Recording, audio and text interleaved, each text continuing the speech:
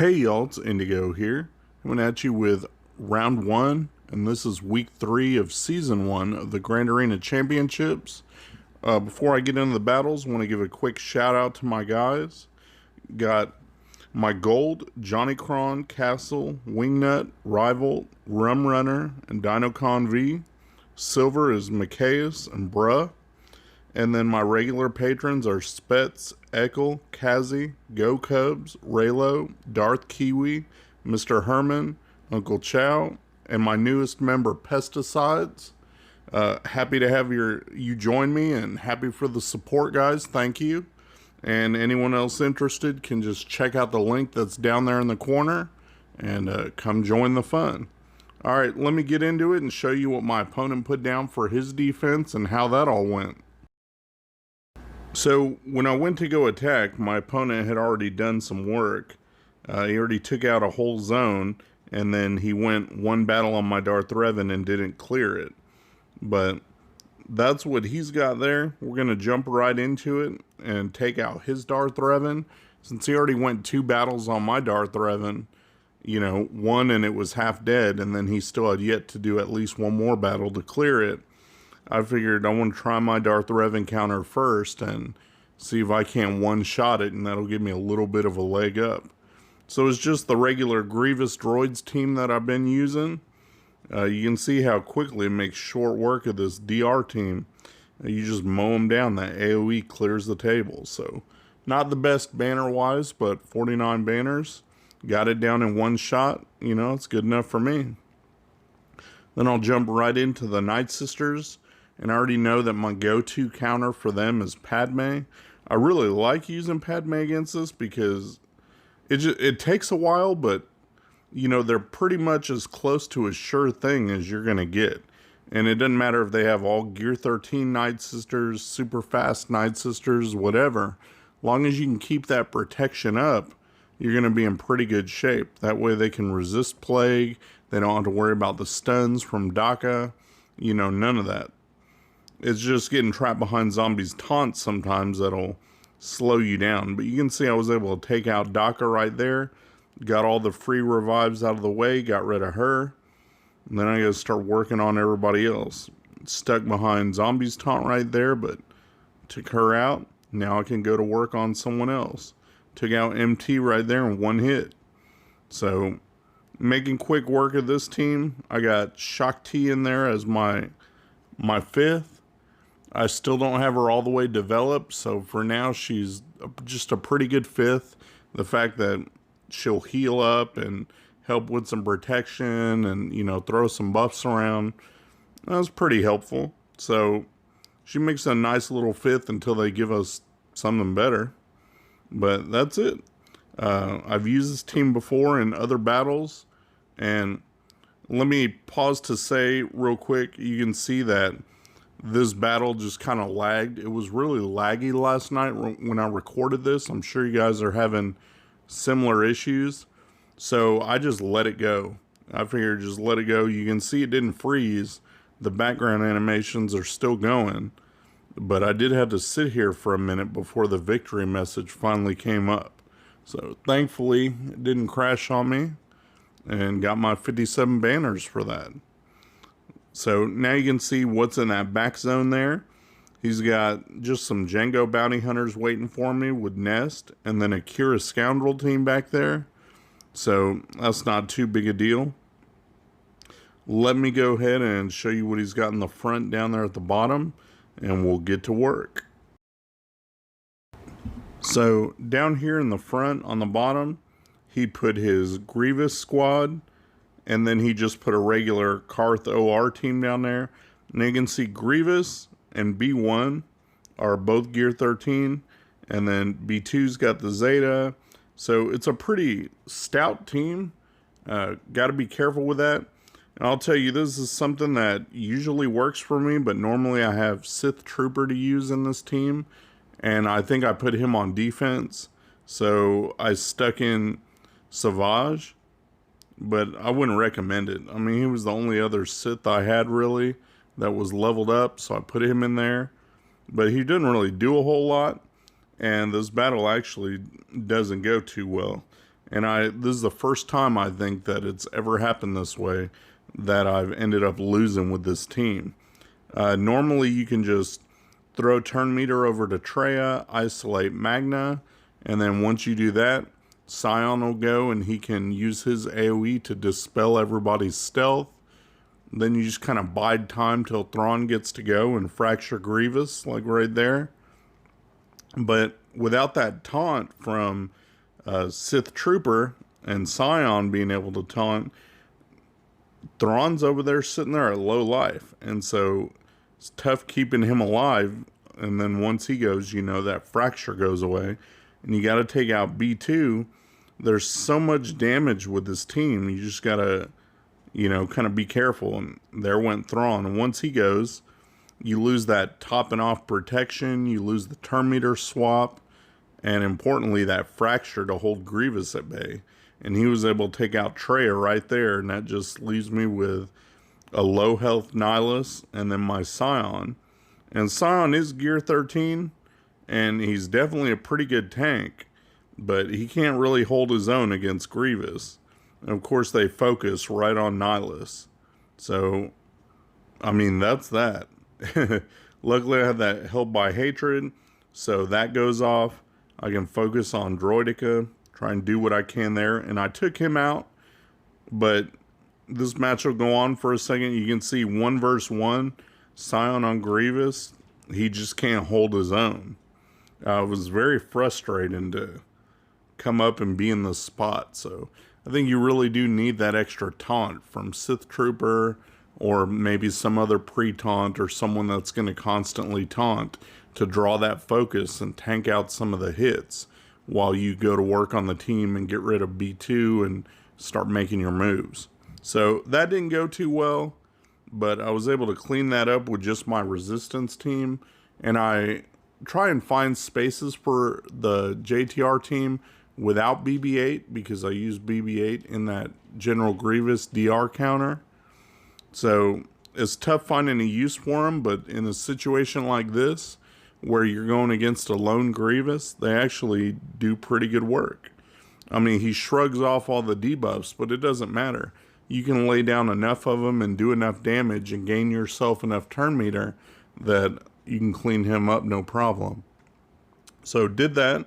We'll go ahead and jump in and take out that Karth OR team. Get rid of them. And this is just a standard, you know, Karth against my First Order. And I've used them many, many times.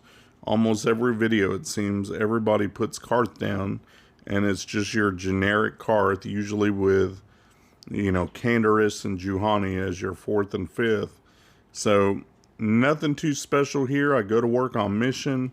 Try and get her out of the picture first just because she can do a lot of damage. Once she's gone, you try and focus on the next squishiest ones like Karth and Canderous. Try not to go after Zalbar unless I absolutely have to, just because he's so tanky. By the time you take him out, you can get rid of a couple others. So got rid of Canderous. Now I'm stuck behind Taunt with Juhani. So keep working on her. Luckily, I got the AoEs from Xylo. They hit pretty hard. So that's nice. I like that. That when I can get them under 100% health and then get rid of Zalbar's taunt, they can keep them there as long as my Xylo can keep going. His AoE will get to him and knock him down. So working on him still. You can see I just got Karth and Zalbar left. So work on getting rid of these guys and calling it a day. There goes Karth. He's in red bar and he's gone. Now it's just all about topping off protection to get all my banners and getting rid of Zalbar. He's stunned. I don't have to worry about any issues with him. So we'll keep doing damage, keep trying to make sure everybody's healed, throwing the buffs up. That way it's going to be a 60 banner win. Because I don't know how my opponent's going to do at this point, you know, how efficient he's going to be or anything. So, got my banners there, and that's it. That opens up the back. Now I can see what he's got hiding, waiting for me, and plan out the rest of my kills. And I have a decent amount of firepower for the back. So he's got a Rex Lead clone squad. He's got Gear 13 Rex, and I think that's 5s with the Zeta. And then a Newt, like, hodgepodge squad, I guess. He's got Dooku in there, but then he's got Chase and Scarif Rebel Pathfinder. So a bit of an odd team, but it doesn't matter because he ended up putting some kind of easy teams up front, and I can kill those with B teams. I have plenty of firepower left for this back. So his bounty hunters are slow, so I can go ahead and just throw my imps at him. My start goes first, and even with Nest in there, it doesn't even slow me down, and that's why I'm not a big fan of putting Nest in with your bounty hunter squad. If you're only going to make one bounty hunter squad and put Jango and Bosk in there, I don't know if I'd throw Nest in there. If you do your homework and look and see that your opponent has a Gear 13 Stark that's like 330 speed, I mean, what good is that? If I go first, I win, and Nest doesn't stop me. So, lesson to learn, I guess. Don't do this. Because not only do I take out his bounty hunters, I also get to get rid of a Nest. And that's something he could have put on that Kira Scoundrel team and made me maybe have to use some different characters or something, you know, to take out Nest, because she throws a wrinkle into some teams. But not with Imp Troopers. They can do enough damage at the right time to take her out. So, I wouldn't recommend it. Maybe you guys can learn from this example. But that's it. 59 banners. She cost me 1 banner for my normal Imperial Trooper score. So, for the Kira team, since there is no Nest, you can just throw in a CLS team. And on this one, I used Chase. Probably need to reevaluate that, because with Cheered in there, he's so weak that he gets the guard instead of CLS, and that drags the battle out a little bit. You can see I don't get to eliminate Vandor straight off. Normally you can take him out, because once you flip stances with CLS, that would cause Chewie to hit, and then Vandor would go away. But that's not the case here. I was able to get rid of L3, but I'm still stuck there with Chewie, and he was able to get prepared. So, gotta watch it with this Chase business, him being weak like that. I gotta figure out a way to make it so that CLS gets the guard, because he goes a lot more, and you want him to be able to have Chewie assisting all the time. I'm still working on trying to get out Vandor. It is tough when he's got Stormtrooper Han there that can put up the taunt and help feed turn meter to the team, but able to, you know, get rid of Vandor. And once you do that, then you don't have to worry about them being revived. So I'll put some work in on Kira, and there she goes. Now it's just down to young Han and Stormtrooper Han, so no big worry there. Took him out, got the last one to go, and this squad does plenty of damage, so I'm not super worried about anything here. Just trying to see if there's any way to heal anything up, but you really can't get protection back. So it is what it is. We'll take out Stormtrooper Han right here, and that's the end of that. 59 banners for that one, so I've been doing pretty good as far as efficiency goes. Pretty happy with that. We just got this last back area to clear, and then I'm done with all my fights. So first up is the clones. Might as well go ahead and just take Jedi Knight Revan in, just because that's what I have, and you don't get bonus points for leaving all your best characters on the bench, really. So we'll go ahead and take him in against the clones, because you know he'll tear them up. I'll just dogpile 5s and work on getting him out straight away. That way I don't have to worry about him, you know, dying for somebody else and supercharging the team. We'll just go ahead and get rid of him. Shouldn't have used old Ben's AoE there, because they all had tenacity up. Wasn't paying attention, so it was kind of a waste there, but it doesn't matter. You get enough turn meter with this team, plenty of buffs, and call assists enough that I got rid of 5s right there. Now I can go to work on whoever I want. So not really any danger or anything of me losing this. It's just a matter of, can I get as close to 60 banners as I can? Because again, I don't know what my opponent's going to do or what he's going to hit in the back. And so we'll keep going to work on these clones. I'm going to try and take out the side ones. You know, Cody, I took out Clone Sergeant. Get rid of them because they're not too big a deal. Then I can put some work in on Rex, and he's pretty squishy, so there he goes. And now I got my direct focus up so everybody can dogpile on Echo and get him down. And there he went. And I got 59 banners for that one. So good enough. Not quite perfect, but it'll do. And for the last battle, I got my EP team up. And I went 4-man. I was supposed to underman a couple of these, but I keep forgetting about it. I really don't pay attention to feats too much. And I definitely don't let them dictate what teams I'm going to use, or am I not going to put Geos on defense because I'm worried about getting separatist attacks in. I'm not worried about that. I'm never going to let that dictate what I put down on defense and use for offense if I can help it. So I got my EP team, Vader, and I got Darkside Bastilla. I didn't put her with the Darth Revan team, and my opponent still struggled against that team. So it's worth it. If you can save a character and you hope your opponent's going to burn the same counter he was going to burn anyway, and he still failed, then that leaves me with her to power up this EP team and make it so much better. So you can see how they're barely even getting to go. She puts down so many debuffs, really helps fuel the turn meter, so I don't have to worry about the other team barely moving at all. Now I just got Newt left and Scarev Rebel Pathfinder. I got so many debuffs going off that my turn meter is just constantly filled. So got rid of Newt. Now it's just the tank left. Everybody's pretty much healed up as best I can get them healed up anyway. And there's a ton of debuffs. So Colon Blade to the face. Got 60 banners for that one. So missed one banner. But that was it. That's how my side of the battles went.